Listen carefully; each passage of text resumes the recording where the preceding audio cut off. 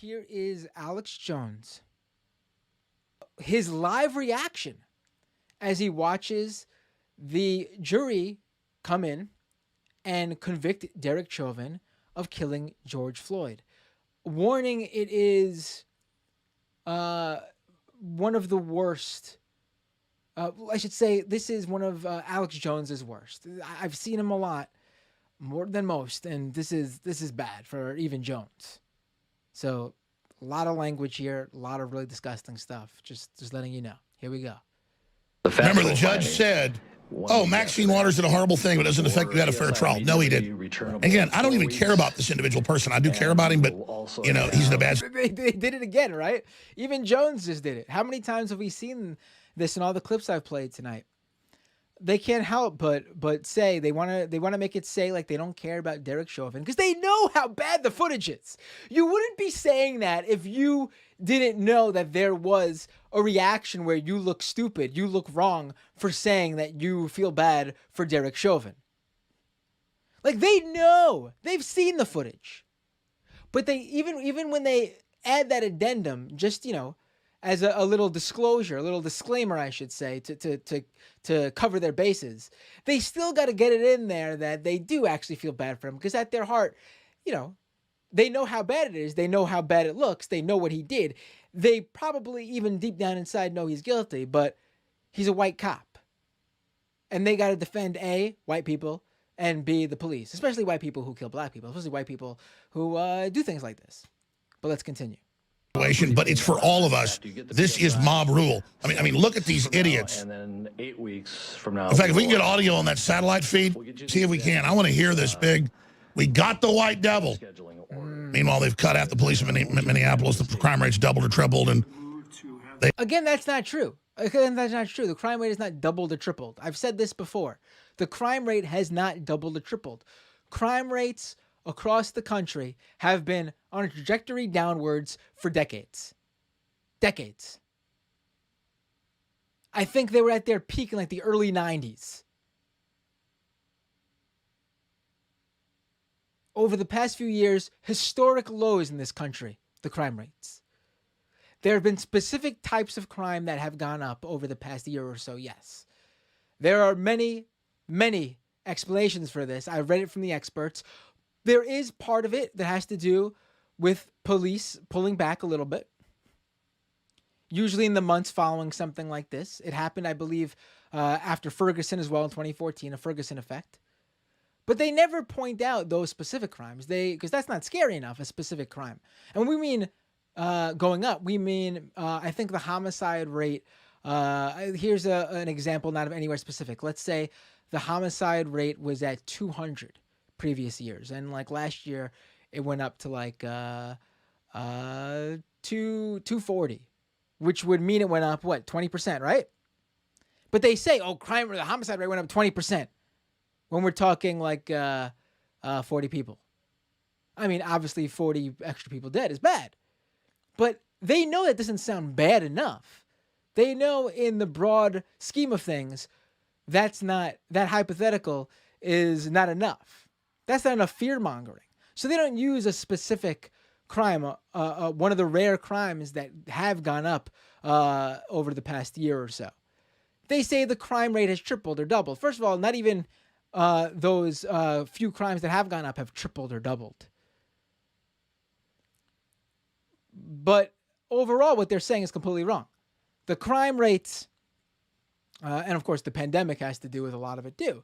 There was actually a spike before the George Floyd killing that sparked the Black Lives Matter protests, and after the pandemic lockdowns began. That speaks to a lot of things. For example, domestic violence, people home with people that they fight with. But that's another topic. But again, the fear-mongering is not enough. So they got to say the crime rate is tripled or doubled, which is actually absolutely 100% not true. Every single expert will tell you that the crime rate has been on a downward slide for decades. All-time lows now. hired their own private security. Sorry, Pepper, to interrupt you. No, you're fine. Well, and that's the goal, is because they don't want police to exist in their traditional form. They want to replace them with these people. These people will be given badges and guns. I want you to really understand here what what's his co-host name? Jeez, I'm having a mental block. Owen, whatever his name is. These people.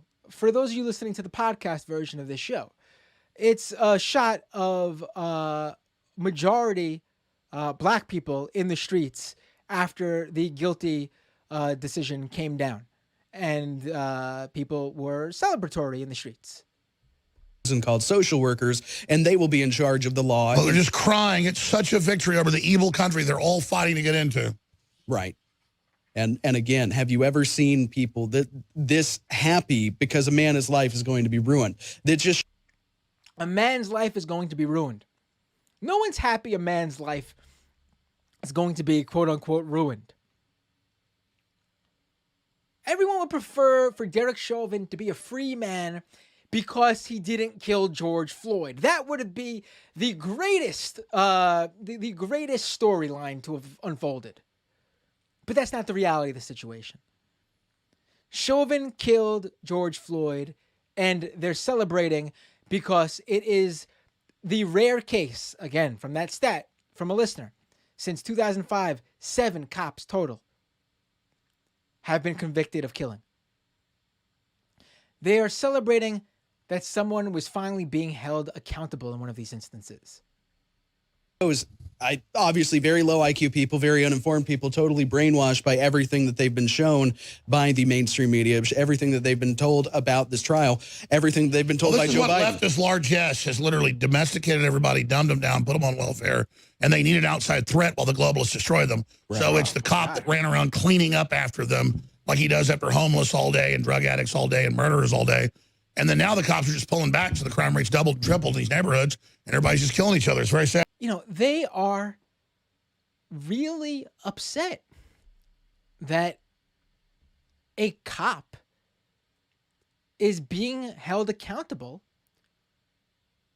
for killing an unarmed black man in the streets. And what's amazing about this specifically is we know Tucker Carlsons of the world, and we know the Greg Gutfelds of the world, the Sean Hannitys of the world, you know, the more mainstream right-wing figures, you know, your Fox News hosts, your Ben Shapiro's. We know what their feelings are on this. They're the cop defenders. They love to defend the cops. They lick the boot of authority. But Alex Jones, he wasn't always like this. In fact, this is Alex Jones from, just a little over a decade ago. I think about 12 years ago. On the police.